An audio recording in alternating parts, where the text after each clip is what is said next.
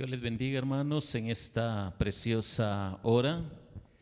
Queremos dar la bienvenida a todos los que ya están presentes, quizás por el frío, la tormenta que viene. Algunos pues están en su casita para evitar algún quebrantamiento de salud, pero para los que ya estamos acá, mis hermanos, bienvenidos, y también para nuestros hermanos de la plataforma, y también a Luisito. Por ahí está Luis, por ahí lo vi.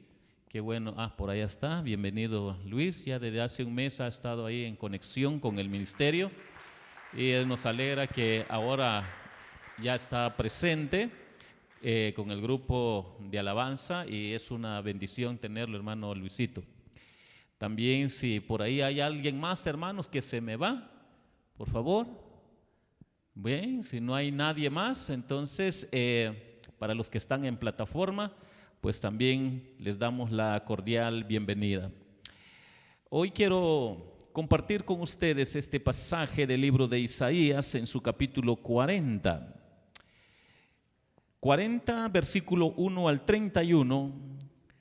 Vamos a estar meditando en esta porción de la palabra de Dios. Nos dice de esta manera, vamos a leer nada más del 1 al 11 para aprender todo del capítulo. Dice de esta manera: consolaos, consolaos, pueblo mío, dice vuestro Dios. Hablad al corazón de Jerusalén, decidle a voces que su tiempo es ya cumplido, que su pecado es perdonado, que doble ha recibido de la mano de Jehová por todos sus pecados.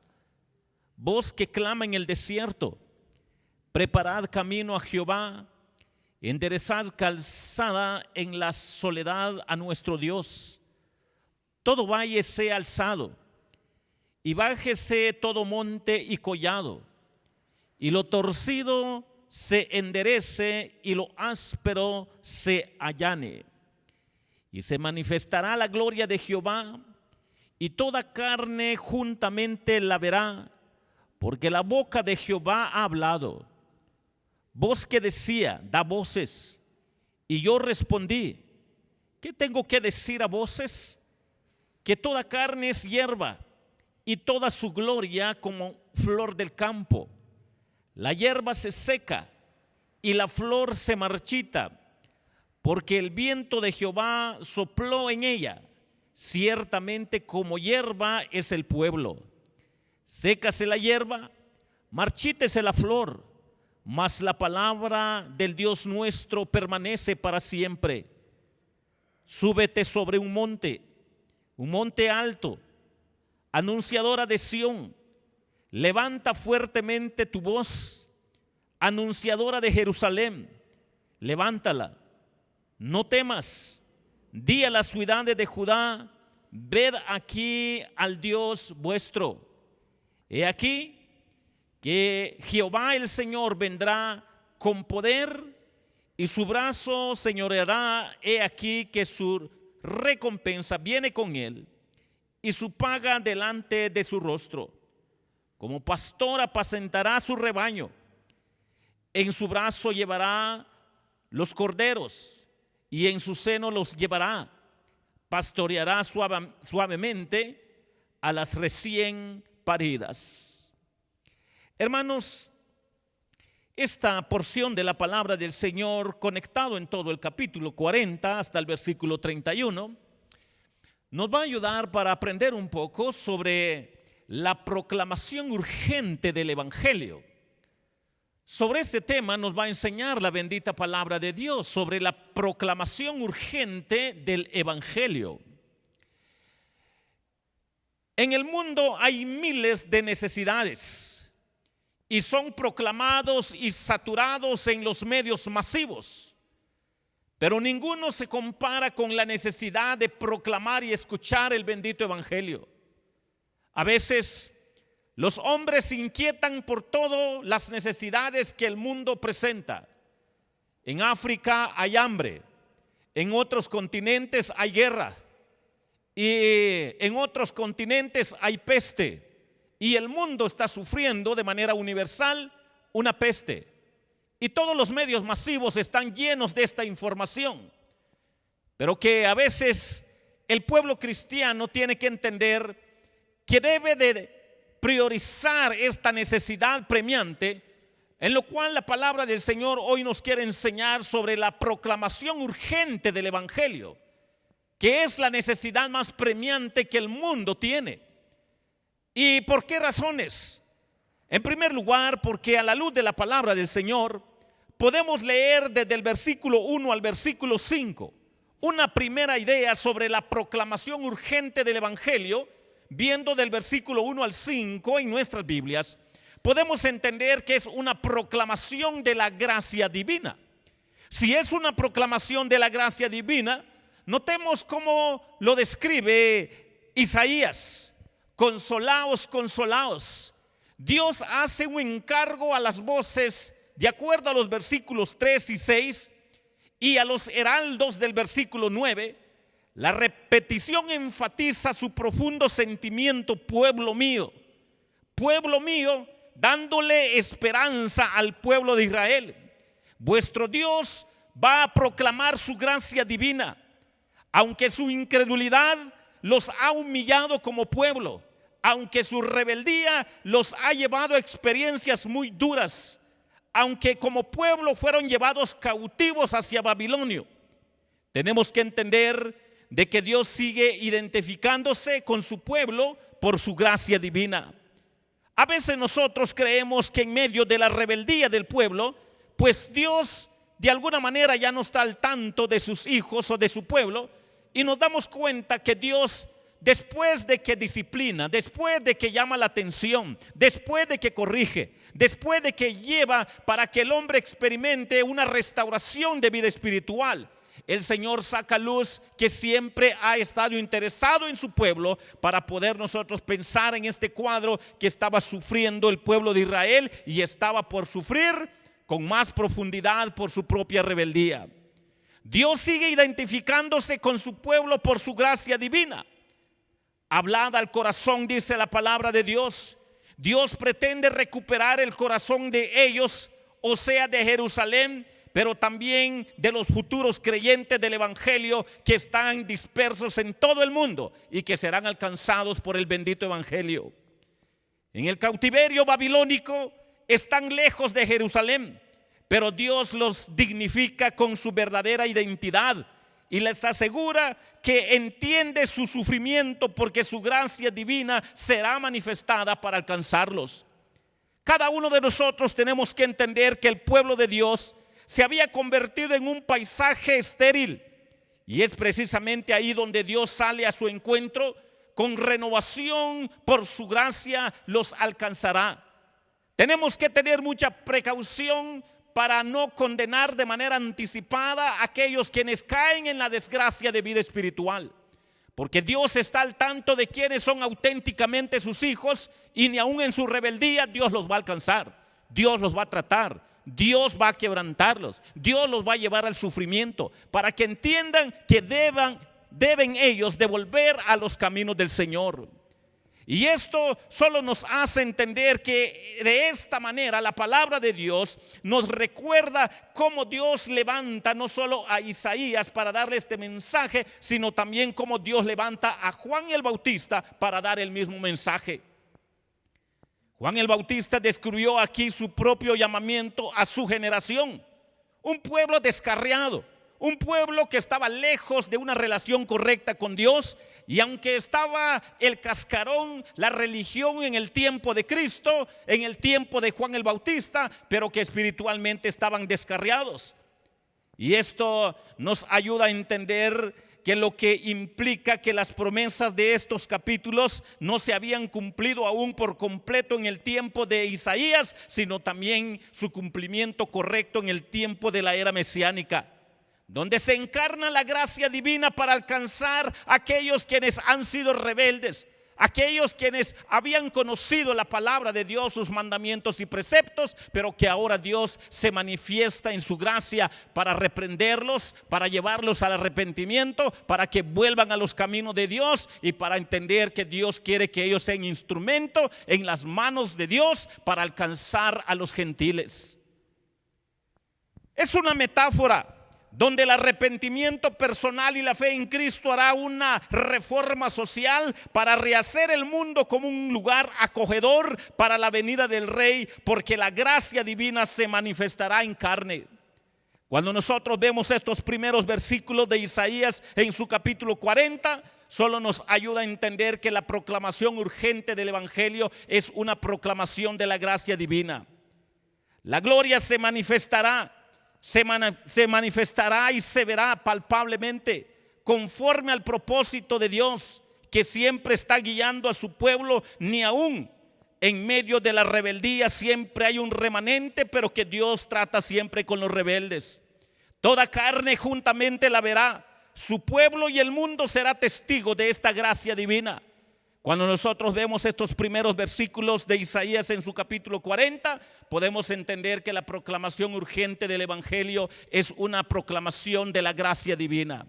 Así ha obrado Dios desde el Antiguo Testamento, así obró Dios en el tiempo de la era mesiánica para hacernos reflexionar, mis hermanos, lo que Dios quiere para nuestra vida espiritual. Pero también, mis hermanos, tenemos que entender que esto no fue una visión privada, solo para el remanente, sino también pública, para que la palabra de Dios se cumpliera. Cuando nosotros pensamos cómo nació nuestro Señor Jesucristo, vemos todo el cumplimiento del contexto de este pasaje.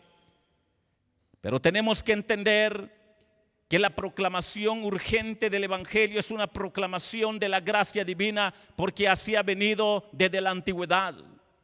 Y quiero que también notemos, mis hermanos, que tenemos otra idea en el versículo 6 y versículo 7, que nos dice de esta manera: voz que decía, da voces, y yo respondí, ¿qué tengo que decir a voces? Que toda carne es hierba y toda su gloria como flor del campo. La hierba se seca y la flor se marchita, porque el viento de Jehová sopló en ella. Ciertamente como hierba es el pueblo. Hermanos, cuando nosotros notamos esto y como lo dice el versículo 8, sécase la hierba, marchítese la flor, mas la palabra del Dios nuestro permanece para siempre. Es solo para llevarnos a la reflexión que la proclamación urgente del Evangelio también es una proclamación de la caída humana. La caída humana tiene que entender que espiritualmente se descarrió de Dios desde que el hombre y la mujer fueron criados en el huerto, en el paraíso. Solo para hacernos recordar, mis hermanos, que el hombre es responsable de sus actos, que no puede echarle la culpa a nadie. Cuando nosotros vemos cómo Dios presenta en su palabra la triste naturaleza de la caída humana. Solo en Dios se puede confiar absolutamente, y sus palabras no serán falsas jamás, porque la palabra de Dios, del Dios nuestro, permanece para siempre. La naturaleza humana siempre es en contra de la palabra de Dios, en oposición. Lejos de desvanecerse, la palabra de esperanza de Dios imparte vida a los débiles, a los quebrantados, a los descarriados, a los pecadores, para que el hombre entienda que su naturaleza humana es caída. Para ilustrar que la palabra de Dios, que vive y permanece para siempre, que es fiable, que es simiente incorruptible, marca la diferencia, que el hombre es nada, que su naturaleza es caída. Toda carne, la flor se marchita. Isaías explicó el carácter transitorio de la humanidad. Hoy está aquí, mañana ya se ha ido. Las personas pasan como las plantas bajo el soplo del viento abrasador del este.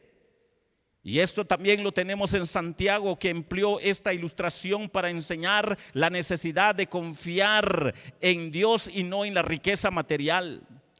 Pedro también la usó para ilustrar la naturaleza pasajera de los que se relaciona con la humanidad. La palabra del Dios nuestro siempre permanece para siempre, pero la palabra del hombre sin el propósito del Dios divino no es nada. El hombre va a perecer, el hombre va a ser condenado si no se arrepiente. Y entonces la permanencia de la palabra de Dios garantiza en contra de cualquier desviación del plan divino. La jactancia humana es endiosar esta vida pasajera, endiosar la riqueza, sabiendo el hombre que retornará al polvo de la tierra. Es una de las tentaciones que hay en la vida del ser humano, para recordar que es una proclamación de la caída humana.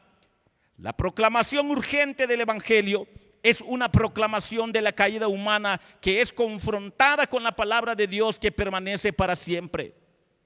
Esta ilustración nos ayuda a entender, mis hermanos, esta gran verdad que también encontramos en la palabra de Dios. La proclamación urgente del Evangelio. Si nosotros vemos en la Biblia, ahí en sus Biblias, versículo 8 al 18, podemos darnos cuenta que también tenemos otra idea.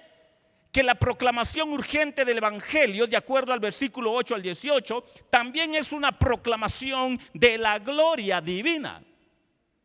Cuando nosotros vemos cómo acá esta porción bíblica nos habla de la gloria divina, dice: Sión, anunciadora de Jerusalén, no temas en anunciar esta verdad, como un mensajero sobre una montaña que puede ser visto y oído por todos.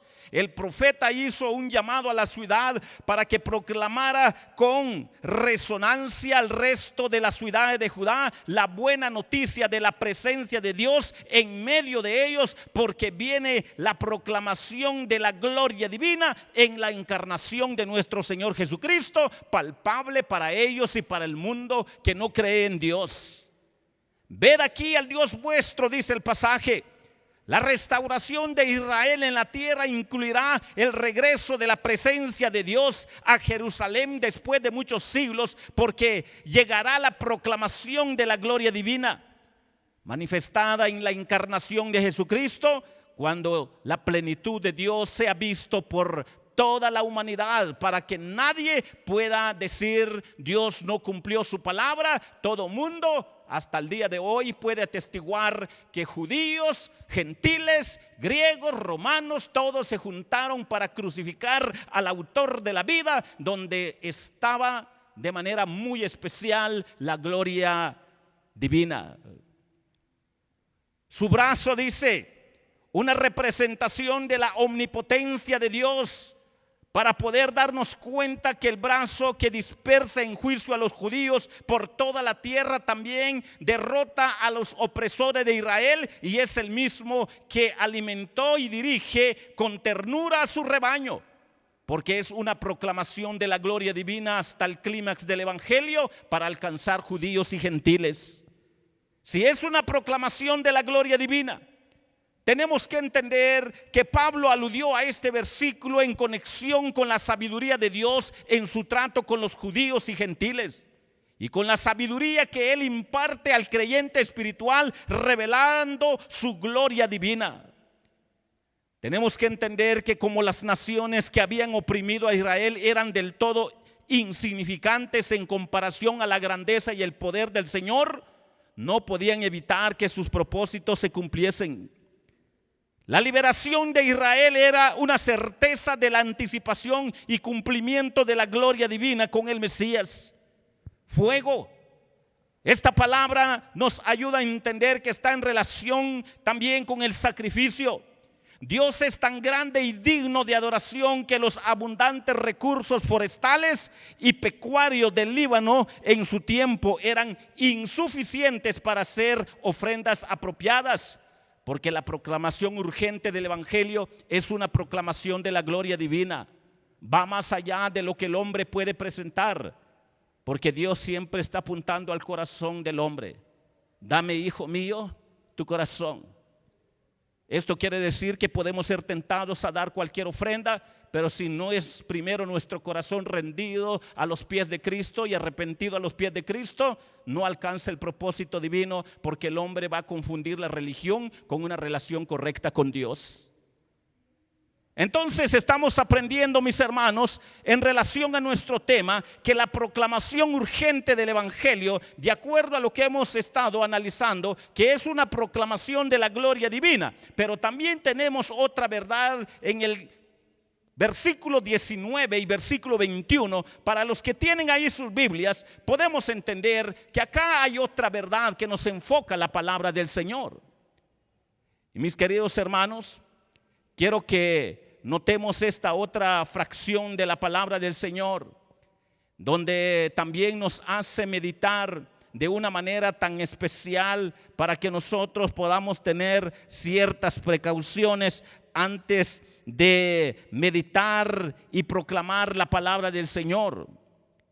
Y de una manera tan especial nos dice: ¿a qué pues haréis semejante a Dios, o qué imagen la compararéis? El artífice prepara la imagen de talla al platero, le extiende el oro y le funde cadenas de plata. El pobre escoge para ofrecerle madera que no se apolille. Se busca un maestro sabio que le haga una imagen de talla que no se mueva. Cuando nosotros vemos este versículo, nos lleva también a la reflexión que la proclamación urgente del Evangelio es una proclamación contra la idolatría humana.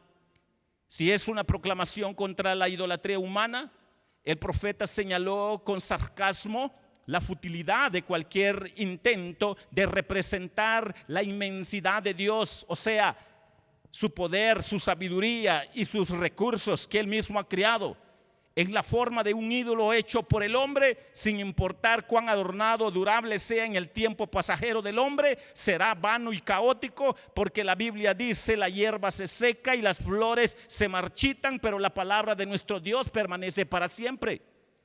Solo nos hace reflexionar que es una proclamación contra la idolatría humana. Isaías exaltó a Dios como creador, y en el judío de bien, en el judío de fe, poner toda su confianza solo en Dios para no ser parte de la idolatría humana, que siempre ha sido una tentación para los hombres. Os lo han dicho, enseñaos. Desde el principio de la historia humana, las personas habían escuchado por revelación especial de Dios que el Señor y no los ídolos había creado todas las cosas que existen. También entendían esto a partir de la observación racional de la revelación general en la naturaleza humana, y no digamos en la revelación especial de las Escrituras para evitar la idolatría humana. Haréis semejante, dice esta otra porción, compararéis. Era necio que Israel comparara al Señor Todopoderoso con los dioses de sus captores babilónicos, como el endiosamiento del mismo hombre. Una tentación para el pueblo de Israel y una tentación para los cristianos cuando también no escudriñan de manera correcta las Escrituras. Cuando nosotros estamos aprendiendo sobre la proclamación urgente del Evangelio, que es una proclamación contra la idolatría humana, esto es lo que está tratando Isaías. Dios creó estas cosas para darnos ejemplo de que hay un Creador todopoderoso. En lugar de adorar a las estrellas, Israel debió ver en ellas la evidencia del poder creativo de Dios. Aunque son incontables, Dios conoce todas las estrellas y le ha dado nombre a cada una según el pasaje bíblico. La proclamación urgente del Evangelio es una proclamación contra la idolatría humana, para encarar su naturaleza pecaminosa, para que el hombre de fe tenga precauciones para vivir la vida espiritual. Pero terminando en los últimos versículos, nosotros podemos darnos cuenta, mis hermanos, que tenemos una idea más en el 22-26, que la proclamación urgente del Evangelio, de acuerdo a los versículos 22 y 26, también es una proclamación de la soberanía divina. Si es una proclamación de la soberanía divina, el texto que dice sentado sobre el círculo de la tierra, la palabra círculo se aplica a la forma esférica de la tierra. Cientos y miles de años antes que toda la ciencia estuviera en algún aspecto contra tal afirmación, de acuerdo a cada época, a cada generación que iba pasando, la Biblia estaba revelando ya lo que era la redondez de la tierra. El hecho de que se sienta por encima de ella implica que Dios sustenta y mantiene su creación de manera continua, proclamando su soberanía divina. Al mirar desde las alturas, los hombres se ven diminutos ante aquel que ha creado. Y extendido los cielos universales delante de sus ojos, solo nos demuestra su soberanía divina. Los poderosos, los que gobiernan humanamente, son nada. Dios dispone de los líderes humanos de acuerdo con su voluntad y su soberanía divina. Toda estructura social y política, todo está de acuerdo a la soberanía divina. El versículo 24 explica la manera repentina como Él la quita de su lugar de acuerdo a su propósito soberano. Ninguna de ellas se ha salido de su curso porque todos son sostenidos por la fuerza que Él ha asignado al universo para mantenerlas en su órbita y su lugar señalado. Para entender que la proclamación urgente del Evangelio es una proclamación de la soberanía divina y sobre todo gobernando en el corazón del hombre de fe que ha encontrado a Jesucristo como su Señor y Salvador. Esto nos ayuda a entender entonces que la proclamación urgente del Evangelio es una proclamación también de la soberanía divina. Y quiero terminar con lo que dice el versículo 27 y 31. Al analizar estos versículos 27 al versículo 31, también, mis queridos hermanos, vamos a darnos cuenta que encontramos otra gran verdad. Que la proclamación urgente del Evangelio es una proclamación del poder divino. Si es una proclamación del poder divino, el profeta aplicó las verdades consoladoras de los versículos 1 al 26 acerca de Dios a la situación de Israel en Babilonia durante el cautiverio que se aproximaba. ¿Por qué dices? ¿En vista de quién es Dios? ¿Cómo podía su pueblo pensar que Él los había olvidado o que ignoraba su condición de sufrimiento? No desfallece. El pueblo de Israel tenía que entender que su Dios no desfallece ni se fatiga. Dios no era demasiado débil para actuar en su favor, ni era la fatiga un obstáculo para el Creador en el cuidado de su pueblo. Para hacernos recordar, incluso los más jóvenes y fuertes humanamente se fatigan y caen, pero esto jamás sucede al anciano de días manifestado en Jesucristo como Mesías, para entender que la proclamación urgente del Evangelio es una proclamación del poder divino. Dios siempre está al tanto de su pueblo. A veces nosotros, por no comprender de las Escrituras, por no darnos cuenta que Dios nos habla a través de su palabra, tenemos que entender entonces que a la luz de la palabra de Dios es una proclamación del poder divino. Tenemos que entender que no hay quien alcance a Dios en su poder. La mente humana no puede comprender del todo la sabiduría de Dios y su forma de estar obrando, en particular sobre la manera como Él ha elegido cumplir sus promesas de salvar a Israel y a todos los gentiles. Porque es una proclamación del poder divino que tiene todo poder, no sobre las cosas materiales, sino a la corona de la creación, que es el mismo hombre. Pablo vio una ilustración adicional de esta verdad en el plan de Dios para la restauración final de Israel, revelando la proclamación del poder divino. Y tenemos que entender que el principio general es que los creyentes que tienen paciencia y oran y están al tanto de la palabra de Dios son bendecidos por Dios con fortaleza en medio de sus tribulaciones, porque el Evangelio será proclamado con el poder divino hacia todas las naciones. El Señor también esperaba que su pueblo fuera paciente y esperara su venida gloriosa hasta el final para llevar a cabo el cumplimiento definitivo de las promesas de liberación nacional y también universal. Tras lo cual el linaje de creyentes en Israel sería más fuerte que nunca antes por el poder divino, alcanzando judíos y gentiles. Jehová el Señor vendrá con poder. En su segunda venida Cristo regresa con poder para derrotar a sus enemigos y reunir a los dispersados de Israel en toda la tierra, judíos y gentiles. Por medio de una serie de preguntas cuya respuesta implícita es Dios, el profeta recalcó la omnipotencia y la omnisciencia del Dios cuya venida traerá consuelo a Israel y a la iglesia por todos los confines de la tierra, enseñándonos que la proclamación urgente del Evangelio es una proclamación del poder divino. De esto se trata, del poder de Dios. El poder de Dios no se compara con el poder de los hombres. Los hombres han creado el poder a base de armamento sofisticado en la experiencia del hombre para atemorizar al hombre que tiene más fuerza para dominar a otra nación, creando armas atómicas, todo tipo de armamento.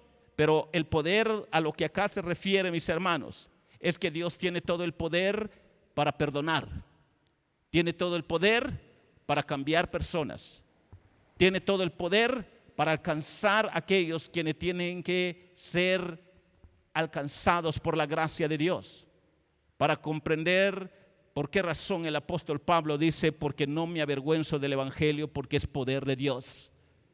Cuando nosotros entendamos estas grandes verdades, nosotros nos vamos a dar cuenta que hasta el día de hoy, ni aunque cientos y miles y muchos reyes y políticos se han levantado contra las escrituras, el evangelio se sigue predicando. Aunque muchos han querido quemar lo que tenemos acá revelado en las escrituras, la Biblia sigue existiendo, la palabra de Dios sigue existiendo. Pero tenemos que entender, mis hermanos, que hoy el Señor nos ha hablado sobre la proclamación urgente del evangelio. Y Dios nos ha enseñado 6 grandes verdades. Nos ha enseñado sobre la gracia divina, nos ha enseñado sobre la caída humana, nos ha enseñado sobre la gloria divina, nos ha enseñado sobre la idolatría humana, sobre la soberanía divina y sobre el poder divino, para que nosotros entendamos que el bendito evangelio es completo. El bendito evangelio es para alcanzar al perdido, aquel que le cuesta pensar, sentir, actuar como Dios piensa, como Dios siente, como Dios actúa. Cuando nosotros vemos la vida espiritual de los apóstoles y vemos que algunos sobresalieron en su rendición a Jesucristo, en su diario vivir, solo podemos recordar al apóstol Pablo, manifestando ese poder divino en su vida. ¿Saben cómo lo dice el apóstol Pablo? Sed imitadores de mí, como yo de Cristo. Aquellos que han madurado pueden decir eso, pero aquellos quienes todavía no han madurado, bueno, no me imiten, no muy tanto, porque tengo muchas cosas que todavía no están tan bien pulidas. Pero tenemos que entender que la meta es esto: hasta llegar a la estatura de Cristo, para que nosotros estemos preparados para la venida del Señor, que Él viene con poder. Ha empezado ese poder desde que nos alcanzó por su gracia a través de la fe y el arrepentimiento en Cristo, y viene por estos hombres, por su iglesia, con todo poder, para poder demostrar su omnipotencia, su omnisciencia, para enseñarnos que Él viene por su iglesia, porque todo poder será manifestado en gloria cuando Él venga. A los hombres les interesan los tipos de poderes terrenales, pero a Dios le interesa que el hombre viva su poder, lo viva, lo experimente, que caiga rendido a los pies de Jesucristo. En esta preciosa hora, si la palabra del Señor nos ha enseñado sobre la proclamación urgente del evangelio, que es una proclamación de gracia divina, es una proclamación contra la caída humana, es una proclamación de la gloria divina, es una proclamación contra la idolatría humana. También nos ha enseñado la palabra de Dios que es una proclamación de la soberanía divina y del poder divino, para que Dios pueda seguir obrando en nuestras vidas, para que Dios pueda seguir obrando en la vida de su iglesia. Mis queridos hermanos, en esta preciosa hora, Dios nos ha enseñado sobre la proclamación urgente del evangelio. ¿Cómo está ese poder en su vida? ¿Cómo se está manifestando en las diferentes áreas que hemos visto? ¿De verdad Jesucristo es su Señor? ¿De verdad Jesús es nuestro Señor? ¿De verdad su poder se está manifestando? Ni aún en nuestra flaqueza sabemos que Dios está tocando nuestra vida para alejarnos de lo que le ofende. Porque eso es lo que Dios le dice a Isaías: en la rebeldía de mi pueblo, que no piense que yo los he dejado. No, yo he permitido el dolor para que regresen a mí, para que entiendan que yo quiero renovarlos, restaurarlos, alcanzarlos. Alguien le quiere decir a Jesús: Jesús, ese poder en mí no es muy fuerte, yo quiero tu poder. Perdóname, Jesús, he sido algo rebelde. Yo quiero orar por usted. ¿Hay alguien? ¿Hay alguien que le quiera decir a Jesús: perdóname, Jesús, yo quiero tu poder? Yo quiero, Jesús, que la proclamación urgente del Evangelio primero sea para mí, para que yo pueda ser de bendición para otros, para traerlos a ti.